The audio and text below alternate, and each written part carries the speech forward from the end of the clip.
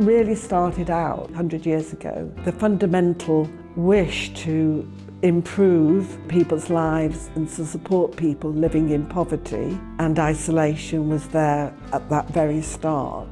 So it's always been the thread through right up to the present day. So Katherine Lowe is very much here for all parts of the community. Doesn't matter if you're old, you're young, you're male, you're female, you're trans, you're straight, you're gay, you're black, you're white, for whatever, we are here for people. Whether you're there as a user of a service or there as a worker, it just felt like a big kind of family.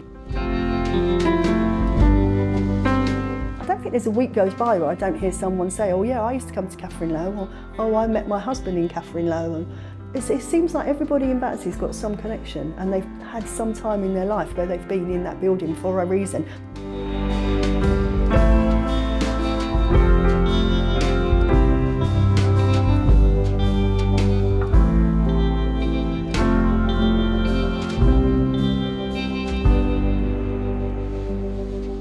Katherine Lowe was a suffragette and she lived locally, but not actually in Battersea.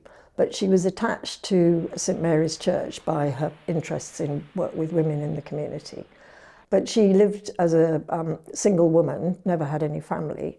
And when she died, her friends thought that a good thing that would be consistent with her commitment to improving a lot of women and children would be to start a centre in Battersea High Street and set it up as a settlement in memory of her. So they used something called the Charles Booth maps. Charles Booth walked around London with his team for about 10 years, plotting different areas of wealth and poverty, came up with these maps. And they identified that Battersea was a very poor community at that point. The Orville Road, where Katherine Lowe is actually situated, was like the highest poverty in London. I mean, it was the street crime was really bad. It was full of prostitution, drugs, theft. They lived in massive big houses where there was 6 families living in one house. They had no bathrooms and they were very poor, very, very poor. It was an area where social workers felt a lot of need. So they wanted to set up settlements within the community rather than sort of coming in from Chelsea or Hampstead or something. They wanted to live amongst the people so that they could help them as part of the community. And that was in 1924, when it's then in May it officially opened, 1924. It became very clearly focused on women and children. So in the settlement they did work with bringing women in to show them how to cook well, how to feed their children, how to live frugally but as healthily as possible. They would do things like issue shoes because children were barefooted, and there was a bath in the building, so children would come in and have a bath. 100 years ago, it was a charity, and the charity meant that local people gave to it. Francis Holland School, very wealthy school over in Sloane Square, and St Mary's Church, and Christ College, Cambridge, felt it to be their business to support in a charitable way the existence and the work of the settlement. A lot of your industry, like all your big drums of oil, everything, all new and all timbers, all came on barges, and you had little tugs on the Thames. It was supplying all the industries, and Battersea Bridge Road, because that was very busy, well, even when I grew up and you travelled around, that fed the industries like shop places, the businesses. You used to have a glucose factory called Garton's, and you could smell that all over Battersea. It was horrible. There was 3 families on one on each floor. One toilet between the 3 families, no bathroom. So my husband bought a tin bath, made a cupboard and put it on the landing so we could have a bath. I thought that was just awful for London. When I was living in Battersea, I lived in a place called Heath Road. And Heath Road in the 70s was a kind of derelict area. It had lots of bomb sites and houses which are dilapidated. Battersea was all Victorian houses. They flattened him, they started building the Surrey Lane, Bedrick Court, Ethelberger. They was all going up when I was a child. But it was certainly different to what it is now. It was much poorer, I guess. You know, there were a lot of like really big families with a lot of children. There were people who were out of work. There were a lot of teenagers who were out of work and young people who were looking for jobs then. It was just after the big riots that had happened in South London in 81, I think. So there was still some sort of burnt out places. South London was a little bit sort of ragged. There was a sort of probably lower number of people coming from other countries at that point, actually. That's increased as time has gone on. So there were a lot of people living in the area who were sort of brought up here, really.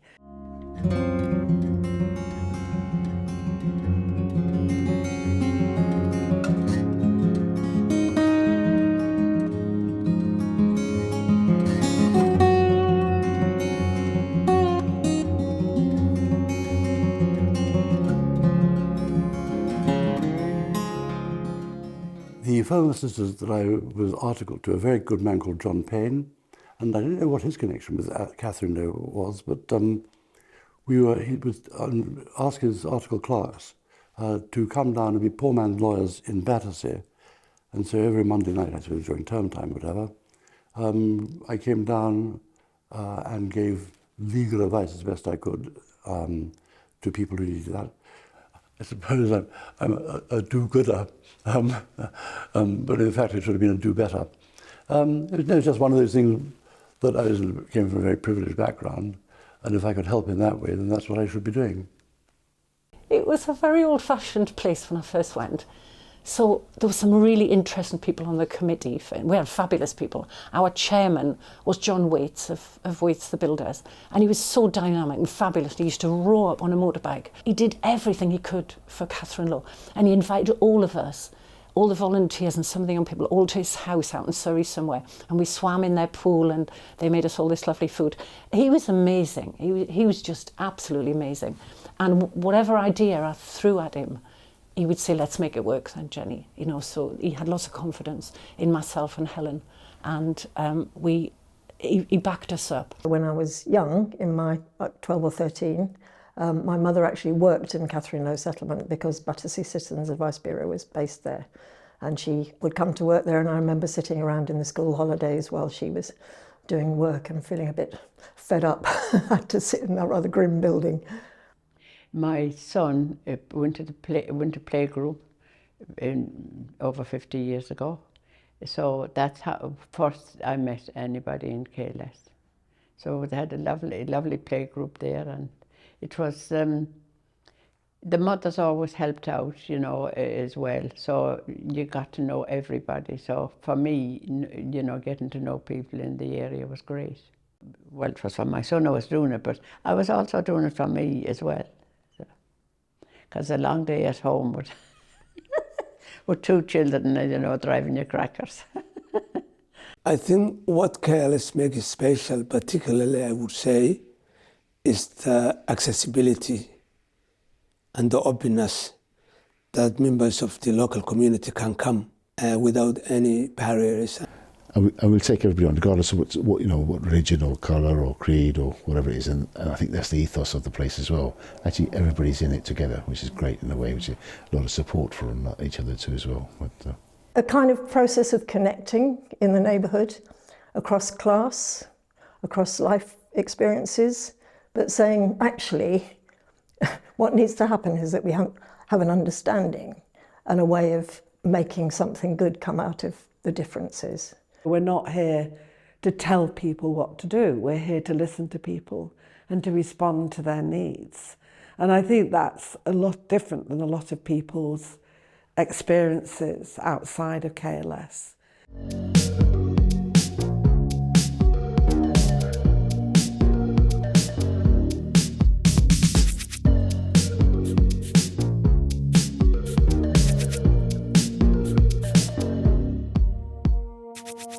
Crazy.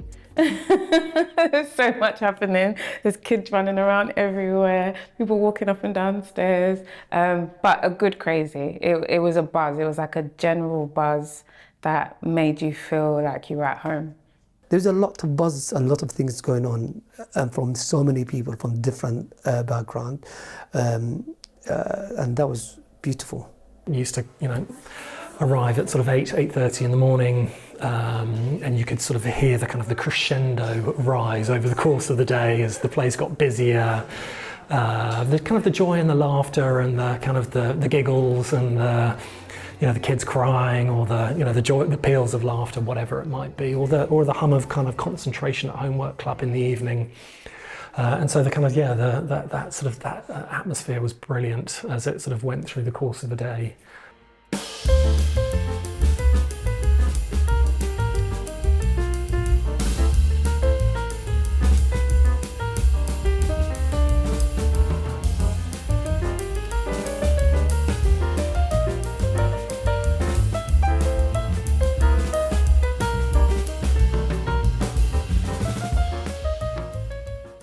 Katherine Low Settlement rented the building from Christ College, which was at the time running a boys' club, and they worked closely together until 1947 when they merged together.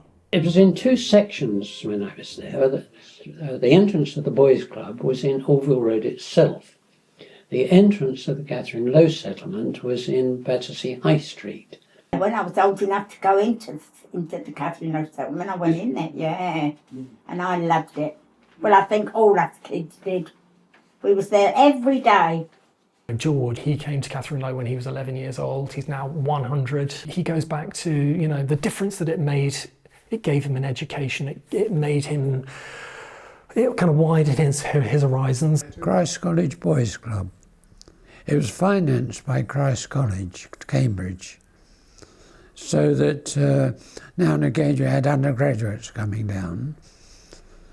And every year you had a 3-week camp holiday in Felixstowe. We could be taken to Prince's Head and get on a 49 bus and go off to Clapham Common and have the cricket stuff there, or football or something like that. We used to go in there and play and dance, do dances and all play together. They had books that they gave out, so the families were able to have a book at home, and they were very keen to teach the children that used to come into the youth groups to see newspapers and do quizzes, testing them on what they'd read in the newspaper about current affairs and so on. And you would have a question session coming from those articles in the broadsheets. So, and they weren't all sport, there was politics in it as well. You knew what was happening in Europe. We all loved it going in there. All the kids that went into the Katherine Low loved it.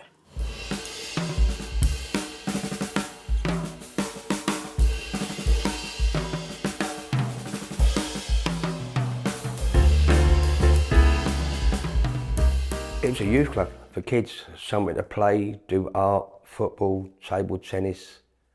It kept us off the streets. The youth club had been closed down. They didn't tell me that in the interview. And then when I got here, it had been closed down because there'd been a pretty serious incident and a youth worker had been hurt. And so there was nothing happening at all. And it was ground zero, really, to start from. I started just going out on the streets here and talking to young people. They were just hanging about.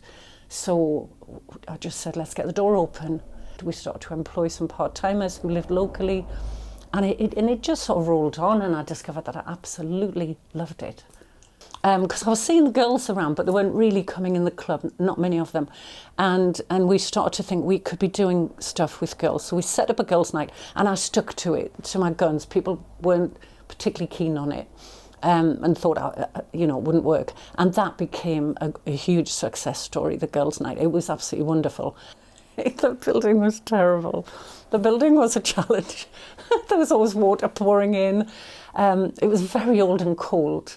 There was a small room and then there was the back room where we did art and craft activities and things like that. That used to flood on a regular basis. And on Thursday evenings we had the Thursday Club, and that was for young adults with mild learning difficulties.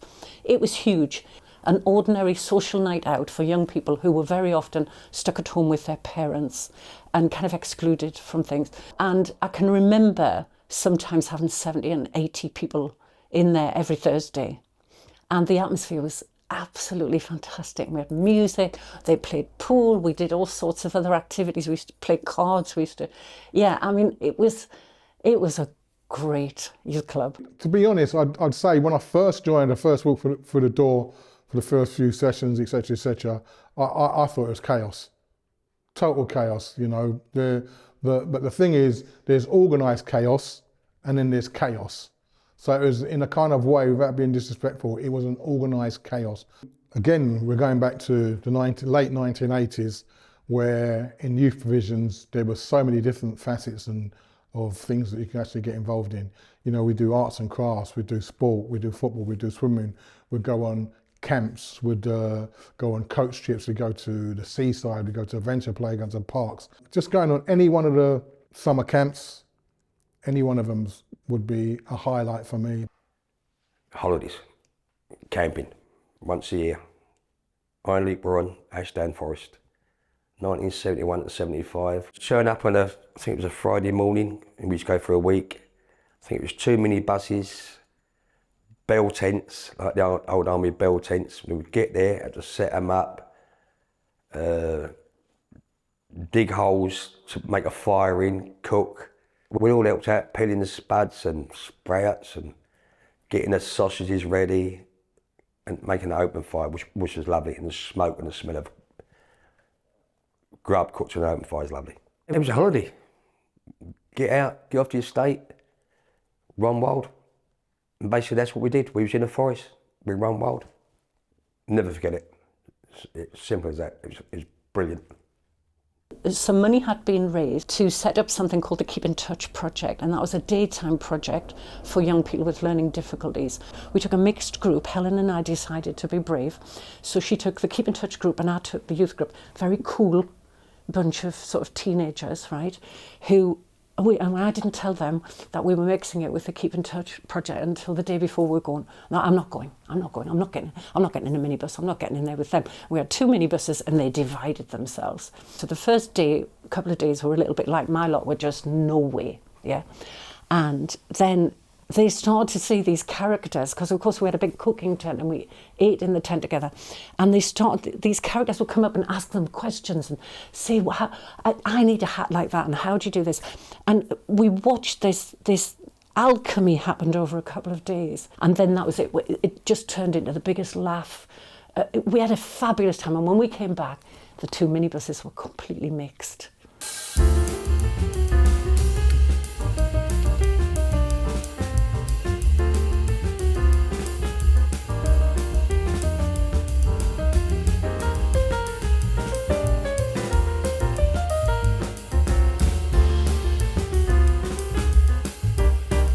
When I first started working there, it was Youth Club 5 nights a week, and it was a Keep in Touch disability project, Monday to Thursday during the daytime.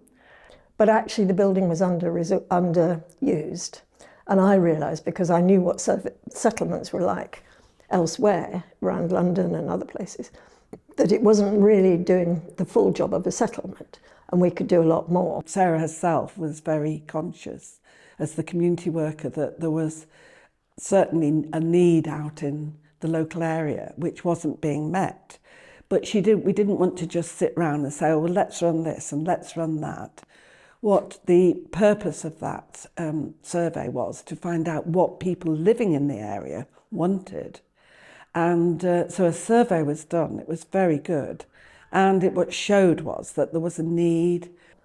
So stuff for elders, stuff for smaller children, stuff for newly arrived families who could do with English classes. Those were the core things at the beginning. Raising the money, of course, and that had to be done first. We couldn't start the services without getting the money in first to fund them. So it was about fundraising, and Sarah did a lot of that. When I first went to work there, the building was in a terrible state. The place hadn't been very well managed financially. And the building was uninsurable because there were break-ins really regularly, and the windows were broken, the roof was leaking. It was in a bad way. Tracy had been working there for a year before I got there, but she and I just set about improving the fabric of the building. So every Monday morning we'd arrive and the windows would be smashed and something would be stolen, or our office would be raided, and we really didn't have a lot, so I don't know what they were ever taking, but we spent more time fixing things and trying to build things and put them back to normal. And then eventually we started getting grants from the council and from other funders, and we then put grills up at the windows, we then had alarms installed, and we made it a really safe place and a safe environment. And then suddenly all the burglaries and that stopped, and we had people just lining up to come and do something in our building. We just never stopped reinventing things. We just constantly wanted to bring in more projects, more people, bigger variety, help the community. So when people also came along and said, we want to run a karate class or a yoga class or a Tai Chi, even if it wasn't us running it, because we didn't have the manpower to be the teachers for everything, by allowing these people to come in the building and pay us a tiny bit of room hire for an hourly hire, it gave us extra money to plough back into the building and run our own projects, and then it gave the community a new activity. We were slowly moving away from, when I joined the committee, they were not the good and the great, but they were good people who wanted to come and try and do some good in the area. And we changed that so that we're actually much more locally based, and local people taking local decisions for it. And I knew Sarah from many years previously. We'd known each other for a long time, and she knew that I knew the area because I worked in it. I was a social worker. So she asked me if I'd be interested in becoming a trustee, and I was, and so I did join, and I was a trustee for 25 years. We always seemed to be living on the edge of existence, not having very much money. And then I got a letter in 1991, I think it was, from Keith Chapman, the wonderful man who was treasurer for so many years, formally saying, John, we're going to run out of cash very, very soon. This is very serious. And at that point, we were able to sell the Catch and Baird Hall, which we weren't using ourselves. We weren't getting a lot of money from it. And then eventually, after we tried to sell everything, the last thing that was with us was the piano. So we got a price for the piano of 70 quid. And so that was better than nothing. We actually had to pay £70 to get it taken away.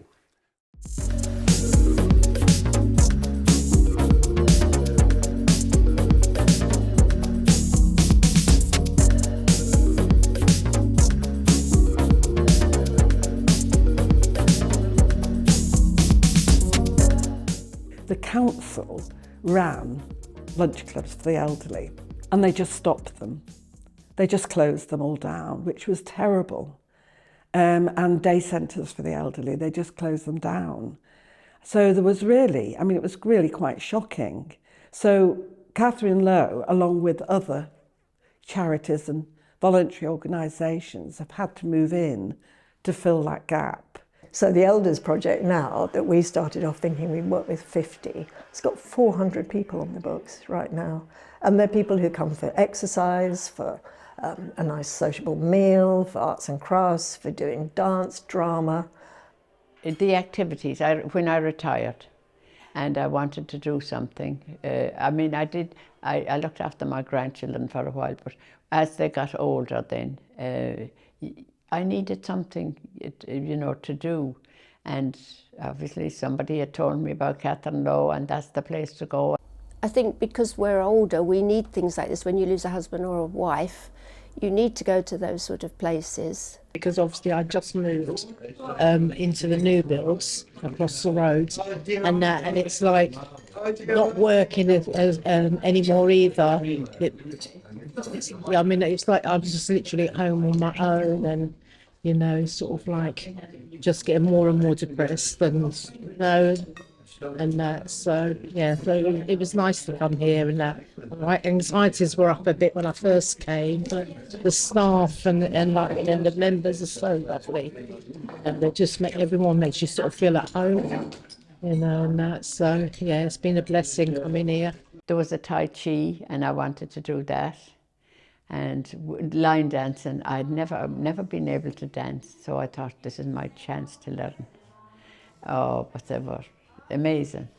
There was a group that, you know, used to start at, I think it was kind of some sort of dance class. They would start at 11:30. They were all in there at 9 o'clock, just sitting, chatting, having cups of tea together and just kind of catching up with one another. And it was Katherine Lowe was such a part of their life, and it didn't really matter what they were doing. It was the fact that they had their kind of friends, they developed that friendship. Some of the people who came to the lunch club, they were so bawdy. I mean, filthy, potty-mouthed people. And you had some really prim and proper people who were kind of shaken to their boots. But bit by bit, you know, it was all just the laugh that you had when you came to the lunch club.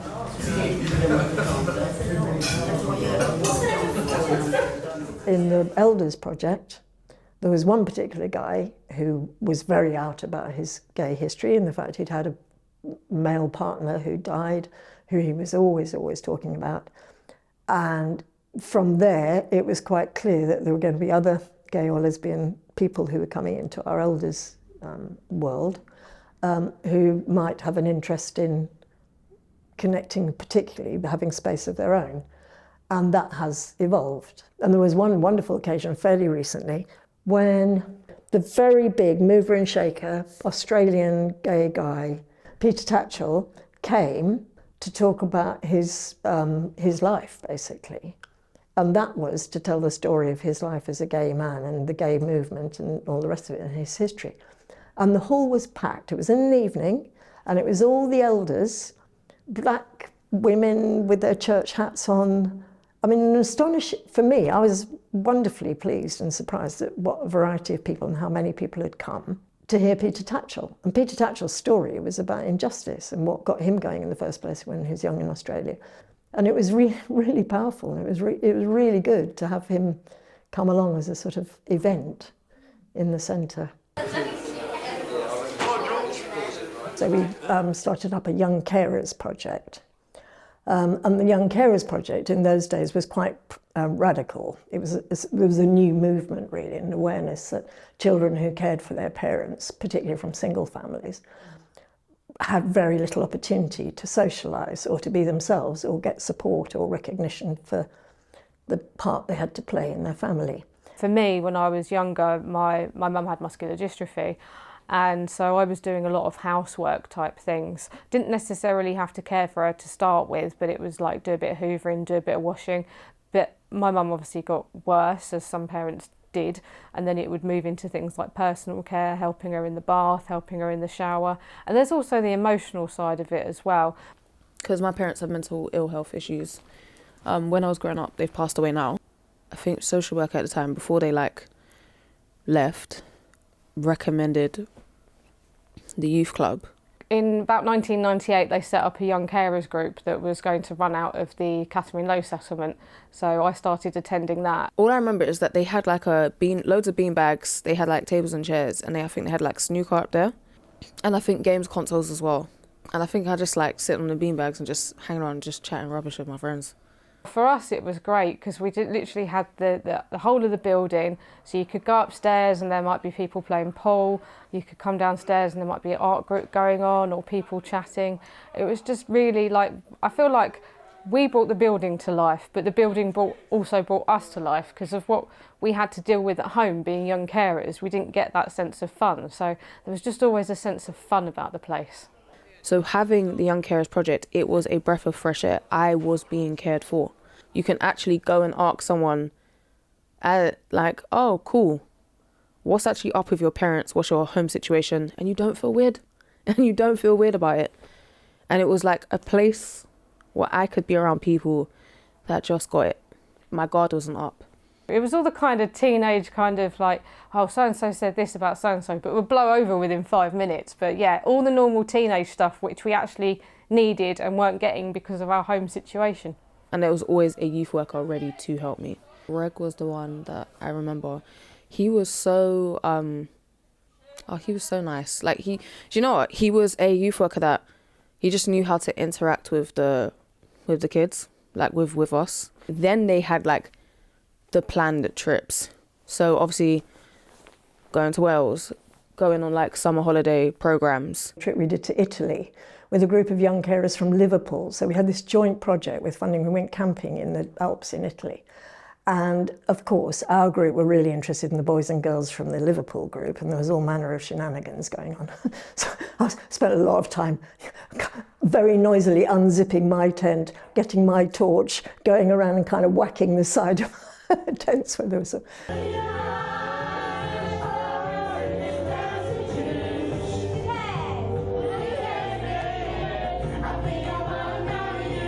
We also enabled a project for severely disabled adults, which then became the Baked Bean Theatre Company to get going in our building.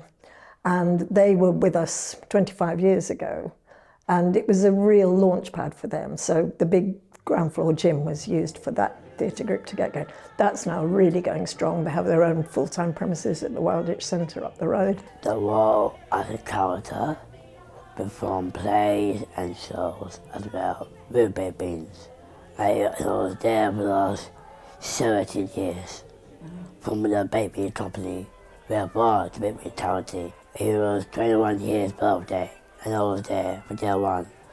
And it was my time and me and my drum in my hand. So I remember the old Baked Beans is at our home. It was so well to be in the back in his room.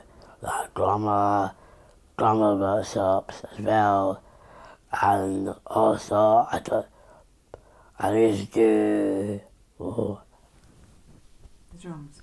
Yeah, I used to do Zumba as well with Baked Beans.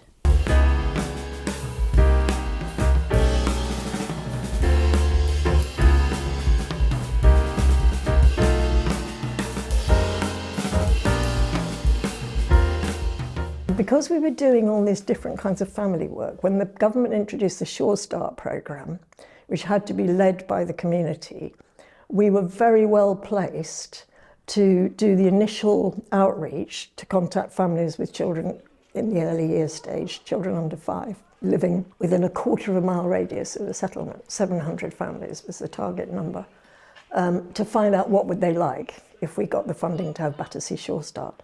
So I felt like a fairy godmother, because we had a building, we had a minibus, we had some land, and then we had all this money to spend on really good, really imaginative aspects of early years family support. So the first time I went to Calais, my son was 2 months. I think he was in January 2007. From that day, we used to do every single activities on offers, and we used to go on trips, learning about motherhood, learning about breastfeeding, sleeping routine, all sorts of things. They were opening a lot of access to things that normally some family, let's say disadvantaged family, would not have access, but they were not closed off. I mean, in some of the group, I was with some, we could say the yummy mummy, wealthy, but also people from the estate. And it doesn't really matter. We were all friends, and our kids become also friends. When you hear some of the people say, oh, I really didn't know what to do. I had a newborn baby, I didn't have any family living close by. Katherine Lowe was my family, you know, coming in there with my small child gave me the support I needed. Otherwise, I'd have just been a stay-at-home mum and really isolated and wouldn't have known what to do. So I felt like it was my little circle, my little safe place. I had my friends, I was learning about motherhood. I was getting the best mother I could be because of all these classes. It was the best year of my life, to be honest. I was feeling like I belong. It was my community, and obviously everybody was living around, so we were all in the same area, which is really easy to build connection with each other. And at some point, we were offered to become Sure Start parent volunteer. They were also asking for our input which I saw was really good because we were involved. And one of the delights for me now, 17 years later, is that many of those Sure Start mothers, particularly the ones that got most involved on the committee and helping to run groups for themselves, are now really major community activists, running programmes locally in the borough, different community halls. I could name 6 community centres that have got person-led, Sure Start parents. We were starting English classes, and we had the newly arrived Somali communities coming into the area. And they were very new, very unfamiliar, both unfamiliar to us and we were unfamiliar to them. And we started a Workers' Education Association English class. It was really good news because we got a wonderful Somali woman who was very good English speaker and very literate to be the tutor. And she was the best person you could have possibly had, and that was great, and it gave us a starting point for building the ESOL project, which is now, as you know, sort of 5 days a week and a very flourishing, well-used resource, and with a creche alongside it, so the children getting early preschool English language development. 2 or 3 times now we've arranged boat trips from Battersea down to Greenwich to the Catty Sark. And that's a really exciting trip for our mums, and they really like to come. They bring their babies in the buggies and we all have a very nice time. And they get to see other bits of London which they don't usually get to see. That's one of the main things we try and extend their understanding of what's around on their doorstep. There was a scheme within the ESOL programme called Discover London, and it would pair up a student from the programme who obviously didn't know London with a local resident, and that you were both given a travel card and you would just go off and sort of explore. And it was partly about helping people to become confident negotiating London on their own and building that confidence, but it was also great for sort of friendship building with people that you wouldn't necessarily otherwise meet. Abigail got F- on her test, or what? We did a lot of work with children and young people, particularly from refugee backgrounds, through our Love to Learn programme. And again, that was set up in direct kind of conversation with local refugee families, saying we need more support for our children in terms of their education. I want to learn English as a parent, because then I can help my child through their schooling. I can understand what the teachers are saying to me when we go along to parents' evening. And ultimately, actually, if I've got better English, I can then actually go and get a job and start making that sort of economic difference and kind of growth for my family. We support many local families. We support parents who come to the centre with a range of problems and issues like housing benefit reduction and debt, many other problems. And also we work with young people in this school who have got behavior problems and those who have special education needs. So we support families to have a school placement. Majority of the work we do is advocacy. We speak on behalf of people.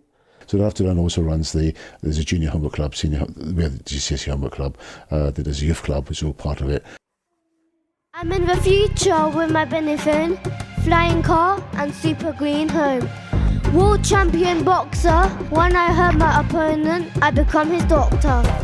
I work for a charity called Fairbeats, and we do music workshops with asylum seekers and refugees who may either have been born here or their families have travelled over, and we have partnered up with Love to Learn and we do music workshops with them every Thursday.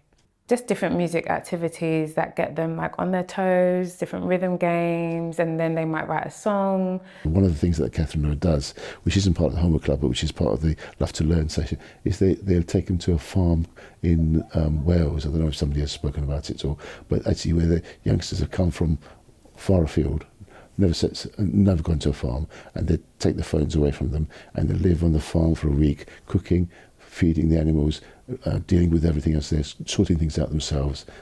So all the electronic things are taken away, and they're just brilliant, and they actually blossom.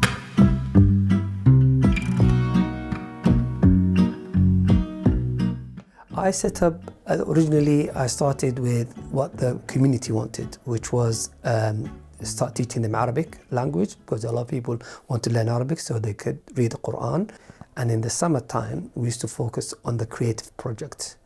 And while we were in Katherine Law Settlement, we used the ground floor room where we used, where the young people used to come, and then they used to do rehearsals to their play and things like that, until we produced the show at the end in Battersea Art Centre. Eldest person was the director of the play, was 17 years old.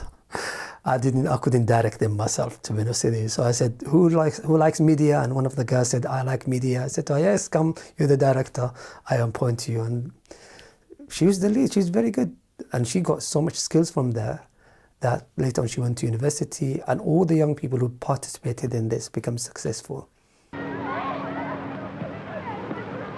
And it was an amazing trip where we took, for 5 years, I think in a row, a group of young people on a sailing trip in 2 boats.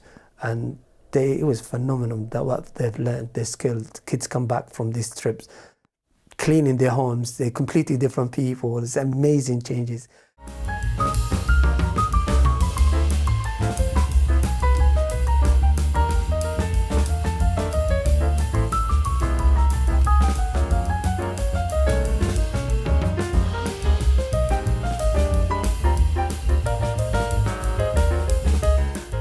We couldn't manage it on our own anymore. We had got too big. We had made too many projects. We had expanded so much, and it was only me and Sarah. And then we realised we needed help. We needed extra hands to come in and help us run it. I was the chief exec for nearly 11 years, and I joined really as their kind of first chief exec in kind of modern times. There had been wardens before that, people who used to kind of literally live in the building. But that kind of model changed, and they appointed me. As I said, I started in January 2013. So when I first joined, unfortunately, Katherine Lowe had rather spread itself too thinly. They'd got a little bit lost of who are we here for, what are we trying to do. So those first few months, those first couple of years were really just trying to go out and build those relationships in the community, work out where people are at, what they wanted, and then to start building programs and projects and services with people. Erin Barber was our first director, and as I said, he was appointed about halfway through the period that I was chair, and he really took KLS forward in a very, very positive and expanded it considerably. There's always been a big ethos of Katherine Lowe of, we don't have to do everything ourselves. In fact, we shouldn't be doing everything ourselves. There are loads of other amazing organisations and people in the community, so how can we work with them to kind of build up their skills and their knowledge and their confidence to kind of go and do their thing. We've always been like the umbrella organisation for the smaller ones that want to start out. And in the years of working down there, we've had the Law Centre in there, we've had Citizens Advice Bureau in there, had Huntington's disease, Fuel Banks and Families, which was an organisation to help families set up with fuel poverty, gas, electric. Pre-COVID, we had 38 other groups in the building, all providing kind of different services. Some we then had some back offices where these groups could then run their charity from as well. And therefore you get all this kind of cross-pollination of all the different groups in there. It's been there for people like me who want to make change in their communities. Like, I want to develop an organisation. I don't have a place to go to. Katherine Settlements give me that support. And then that's where I start up my organisation. We still continue to work with over 200 volunteers. Not all of them come into the centre. Some of them are telephone buddies, ringing people when they need support. Some of them are doing mentoring, working at home with the children and the families out of Katherine Lowe. But without the volunteers, we couldn't do the work we do. The volunteers will be people who may have received services in the past, been members of the past, but who are now perhaps in a better position, or there may be people who've never had services but who want to be able to come and do what they can here in Katherine Lowe. Basically, that was the first time I was really involved in volunteering for my community. And for me, it was amazing to be able to give back, but also it opened the door to more friendships and more network with the community. Really it made me feel like I belong somewhere. But we've always got involved locally in issues which concern people, you know, whether that's food bank, you know, not having enough food, whether it was when people were needing warm places to be last winter. And another campaign that we did with the Show Start parent volunteer and Sarah is when they wanted to charge, I think it was in 2011, they wanted to start charging the children £2.50 to access the playground in Battersea Park that is supposed to be free. So we campaign, me and other moms, we talked to BBC, we talked to the TV, and then again the council did a U-turn. We didn't win every time. There's one time when they wanted to remove the 1 o'clock club. This we didn't win. They removed it. Now it's the mini golf. I remember when the government, the previous government, was really ratcheting up its rhetoric around the so-called perceived problems with refugees and asylum seekers. We actually joined a national campaign. I remember doing a rally. We got the local MP involved. We marched up Battersea High Street. I went with a whole lot of the students from the ESOL class, and we'd made this wonderful banner. It was huge. It was about as long as this room. And it needed about 7 people to walk with it. And it said, Katherine Lowe loves all refugees. It's Katherine Lowe Settlement loves all refugees with a heart, and Fran had made it. And we walked from the settlement. None of the staff were going to go because they were paid staff, but by then I was retired, so it was fine. And we were in Parliament Square, sort of with this thing. And it was a very vivid, attractively done thing. And it got on the telly, and it was, and the women who came were just, I think they just felt good. The most interesting time in my 34 years of working in Katherine Lowe was when COVID hit, because none of us had laptops. We all was working from great big massive PCs on our desk. We've never had fancy equipment. We've always made do with anything we've been donated or we've been given, and or we've scrambled around to purchase. And then suddenly on a Friday I got a phone call to say, don't come in on Monday, we're shutting the offices down. And then we had to completely change how we worked. We couldn't be in the building with the people coming to us. We had to set up a way of helping them from our front rooms. And it was amazing, absolutely amazing. We've done so well. All the staff just adapted to it really quickly. For the Elders Project, phone calls were being made in some cases every day.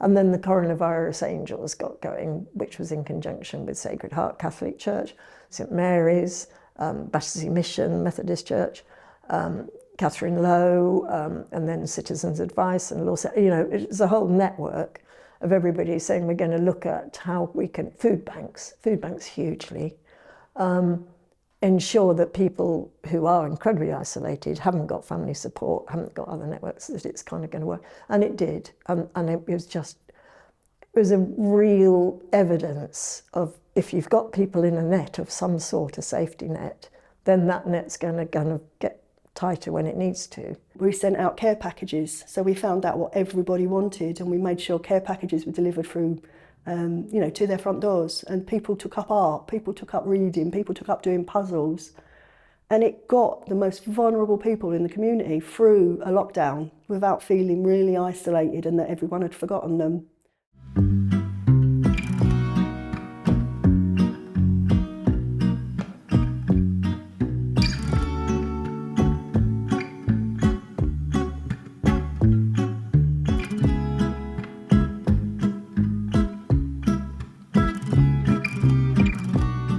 But it was also then very difficult to then go through the cost of living crisis, which then reared up its ugly head quite quickly after COVID.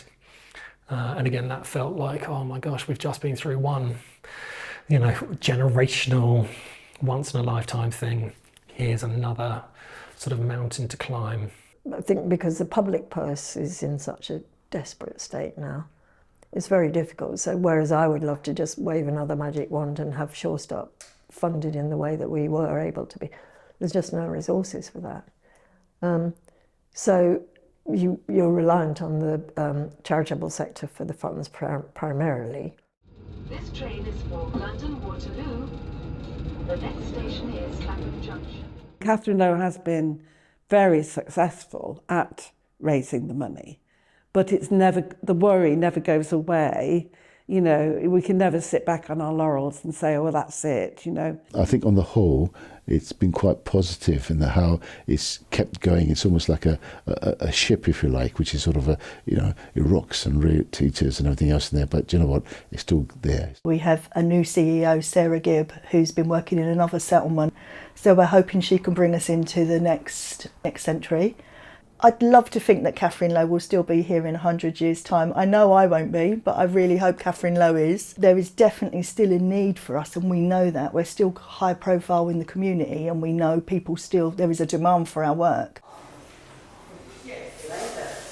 What has changed around there now is it's instead of just being mostly council estates, it's got a very rich area. So all the luxury apartments and flats that's gone up, all lining the Thames, has changed the nature of Battersea. So what used to be a working man's cafe is now a posh street cafe bistro, or what used to be the local pub where everybody who lived on the estates would go and drink is now the local wine bar.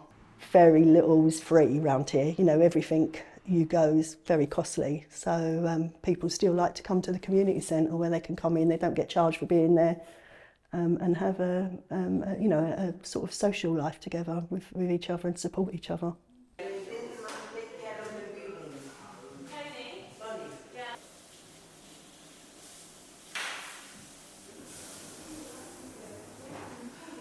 I've had people come in off the street who's been sleeping on a park bench all night long, and he just comes in and ends up eating my lunch. Or I've had a man come down from the immigration centre. I said, go down to Katherine Lowe, they'll help you. Even though it's not something we specialise in, we never turn them away. We get them the help. We make sure they're put in the right direction, and if we can't help them, we'll find the person that can. And that's just always what we've done, really. It's a bit of a cliche, but it's sort of the heart of Battersea is the thing it says, I think, on the website. But I do think that is true. I think it really is. It's a place where you can feel the old Battersea, but equally it's not ridiculously nostalgic. It's always looking forward. It's got a very strong reputation in the borough, a very strong reputation. I think it's become very well known, and I think that's because of how valuable it's been and how the quality of the work that's done here. It's an open door where you can come in, make yourself a cup of tea or a cup of coffee, even if you don't want to do anything else, and you will always meet somebody to chat to. So that's, important. The AGMs every year, something really special, because sometimes staff, especially me, I'm up in the office, I forget sometimes why I'm so busy and why I'm doing what I'm doing. And then when you sit back and you hear the experiences the children have had during summer camps during the summer, or what the members have been doing, or you see their artwork, you see things they've made and poems they've written, and it just reminds you this is a really good place to be. So I suppose it's always the events where you can step back and see so many people attending. The royal visit this year, having the Duchess of Edinburgh come in January, that was lovely. And looking back, we've always had this history where royal people, have come into Katherine Lowe. And to mark our 100th year as well was really special. That was lovely. Our 100th birthday celebration in the Fredwell's Gardens was lovely, because all the neighbours turned up. Everybody came from the community. We had such support from the council, the mayor. Everybody just knew it was happening, and they came down to help us celebrate. That was beautiful. And by the end of my time, by my calculations, the ripple effect, we were supporting about 1,000 people directly every year. The wider ripple effect was, say, 4, 5, 6 times that. So I think we were making a difference to about another 4,000 or 5,000 people. If you amplify that over the 100 years that we've been here, I think we've touched individuals' lives, but I think the wider community that we've touched and made a difference to.